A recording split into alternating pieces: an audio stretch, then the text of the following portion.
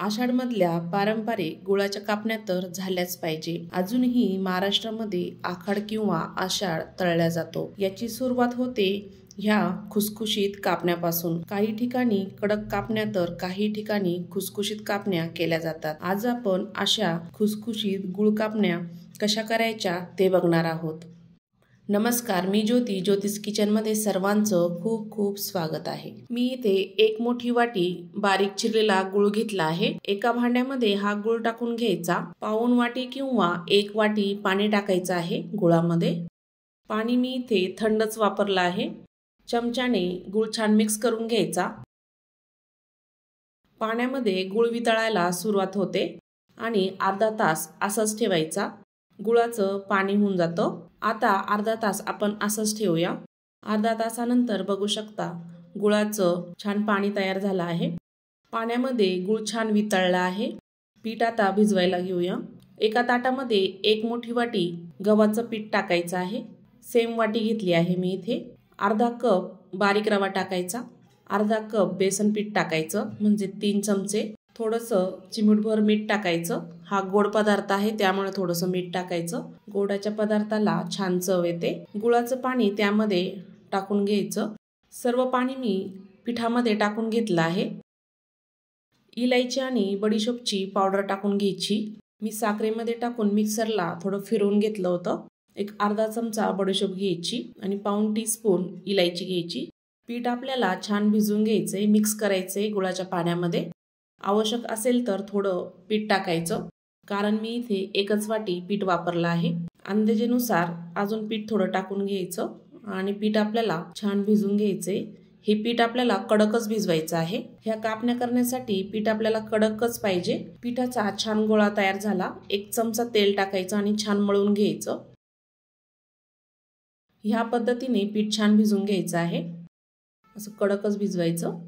पिठावर झाकण ठेवून एक 10 ते 15 मिनिटं पीठ छान भिजू द्यायचं आहे। 10 ते 15 मिनिटांनंतर पीठ छान भिजलं आहे। थोडं मळून घ्यायचं।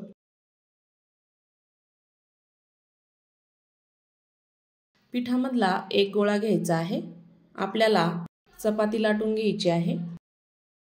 पोळपाटावर छान मळून घ्यायचं आहे। छान असा गोळा तयार करून घ्यायचा आणि लाटण्याने आपण लाटून घेऊया। आवश्यक असेल तर तेल किंवा थोडंसं पीठ लावून चपाती आपली छान लाटून घ्यायची आहे। चपाती लाटताना जर चिटकत असेल तरच पिठाने तेल लावायची आवश्यकता असते, नाहीतर गरज पडत नाही। ह्या पद्धतीने चपाती अशी पातळ लाटून घ्यायची।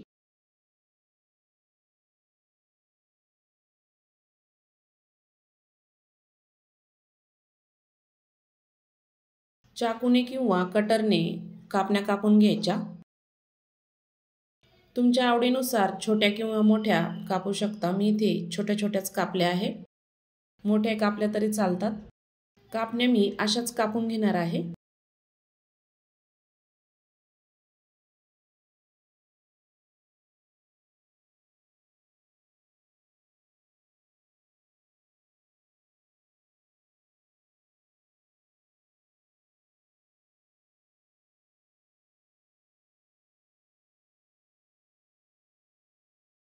बघू शकता मस्त कापल्या गेल्या आहे। ही चपाती लाटताना तीळ किंवा खसखस लावू शकता। अशा पद्धतीने मी कापून घेतल्या आहे। दुसऱ्याही कापण्या अशाच कापून घेणार आहे। एका ताटामध्ये मी ते काढून घेतल्या। कढईमध्ये तेल छान गरम झालं आहे। सुरुवातीला कडक ठेवायचं आणि नंतर गॅस मध्यम करायचा आणि मध्यम आचेवर कापण्या तळू द्यायच्या आहे। तळतानीच बघू शकता मस्त फुलल्या आहे, मस्त खुसखुशीत तयार झाल्या आहे। कापण्यांचा कलर बघू शकता। कापण्या छान तळल्या आहे, गोल्डन कलर येईपर्यंत काढून घ्यायच्या। ह्या कापण्या तुम्ही प्रवासातही नेऊ शकता, महिनाभर आरामशीर टिकतात। मस्त खुसखुशीत कापण्या तयार झाल्या आहे। तुम्ही या गव्हाच्या पिठाच्या ऐवजी बाजरीचं पीठ टाकूनही करू शकता। अशा पद्धतीने आषाढ किंवा आखाड नक्की तळा। कापण्यांपासून नक्की सुरुवात करा। तर आय होप आजचा व्हिडिओ कसा वाटला, आवडला असेल तर चॅनलला सबस्क्राईब करा।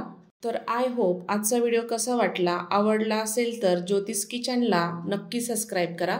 बेल आयकॉनला क्लिक करा म्हणजे नवीन रेसिपीचे नोटिफिकेशन सर्वात आधी तुम्हाला मिळेल. पुन्हा भेटूया अशाच नवीन रेसिपीसोबत.